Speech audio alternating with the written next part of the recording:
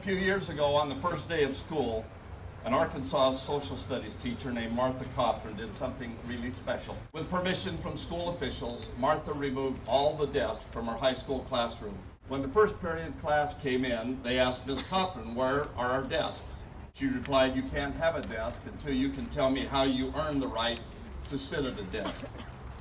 They thought maybe it's our grades. She said, "No, it's not your grades.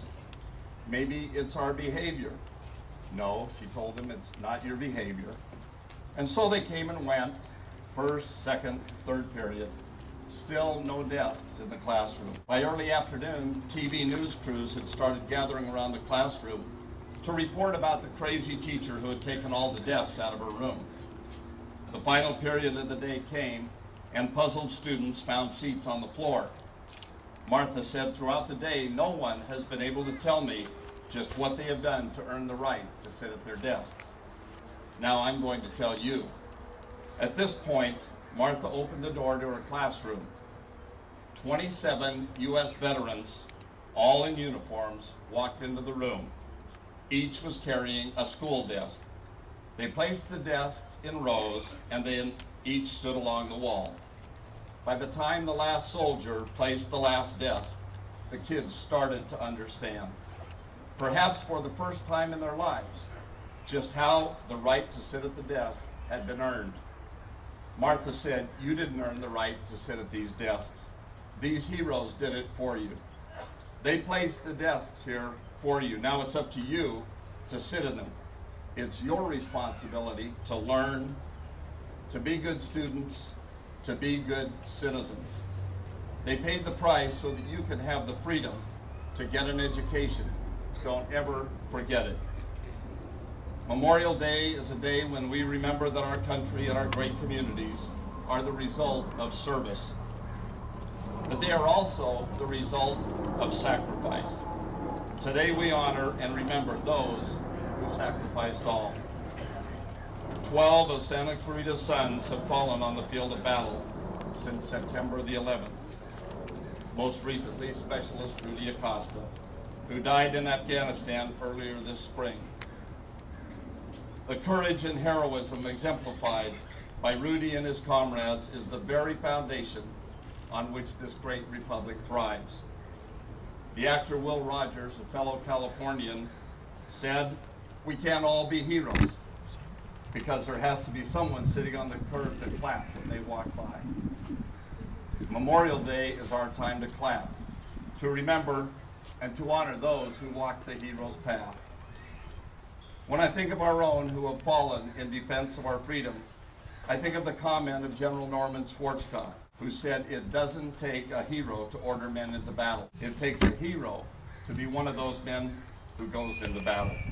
Back in 1868, General John Logan signed General Order Number 11, declaring that the 30th day of May would be set aside for laying wreaths and flowers at the graves of fallen soldiers. It's said that the date was chosen because flowers would be in bloom throughout the country. That Army order was adopted over the years by northern states, ultimately becoming the federal holiday we celebrate today. By definition, Memorial Day is a day to remember. But today is also a day of thanks. We thank soldiers and Marines, sailors and airmen for walking dusty patrols on the opposite end of the earth, standing watch over our friends and families. We thank our National Guard for standing on the fragile levees of the Mississippi, holding back the waters and protecting the South from nature's wrath. We thank our reservists for leaving their families and their friends and their jobs to fight in a long, tough war.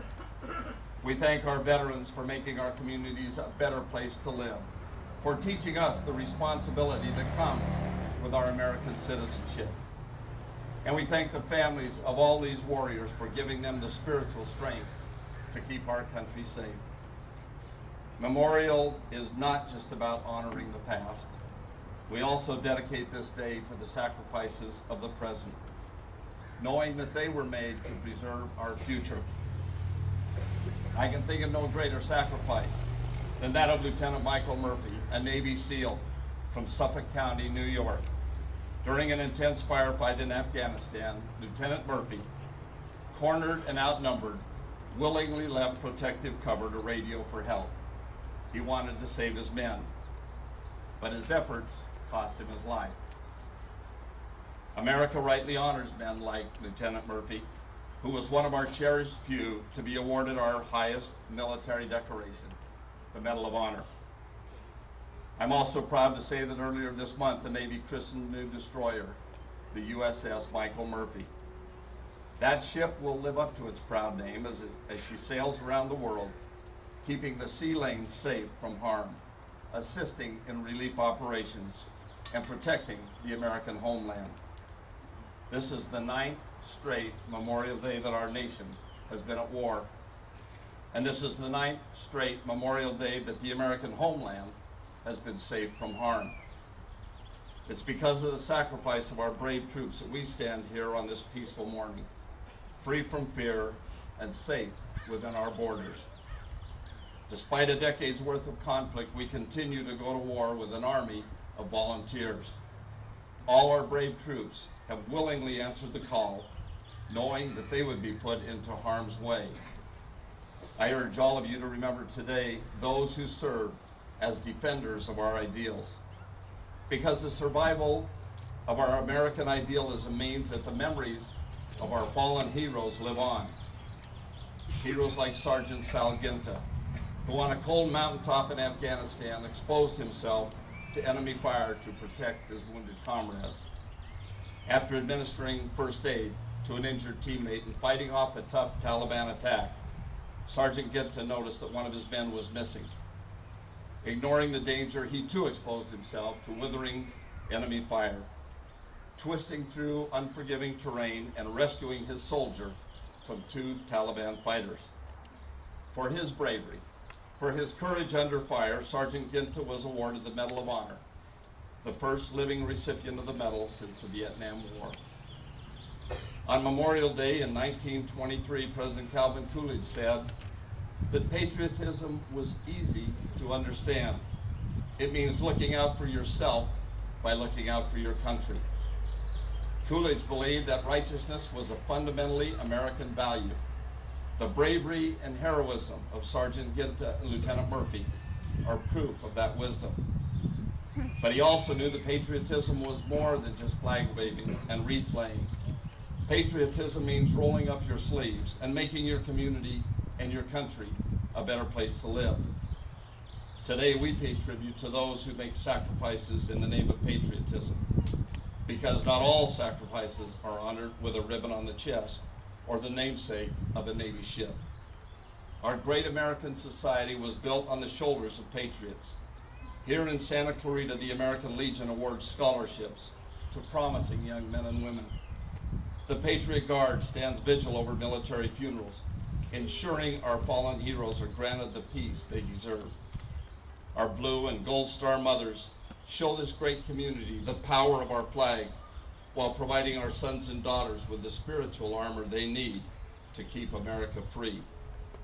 Prayer Angels for the Military sends care packages and letters to our military hospitals and to troops in the Middle East. I'm particularly proud of the efforts of Vets Back to the War Zone, founded by Santa Clarita native Herbie Hightower, which comforts and heals veterans suffering from post-traumatic stress. The Veterans of Foreign Wars and the Marine Corps League regularly donate their time and money to feed the homeless and sponsor youth programs that enrich our community and help make Santa Clarita one of the safest cities in America. On that note, VFW Post 6885 Commander John Olish, who was a CB in Vietnam, is recovering after experiencing complications of his heart. And our local Vietnam Veterans of America chapter president, Frank LaRosa, has also been experiencing health issues. Please send your thoughts and prayers out to both of these indispensable community leaders. The point here, and it's embodied in this great community, is that Memorial Day is a celebration of the sacrifices of the present as well as the past. So I encourage all of you to be patriots. Look out for our society and each other. Honor those who sacrificed to build this community so that Santa Clarita will always be safe and always be beautiful.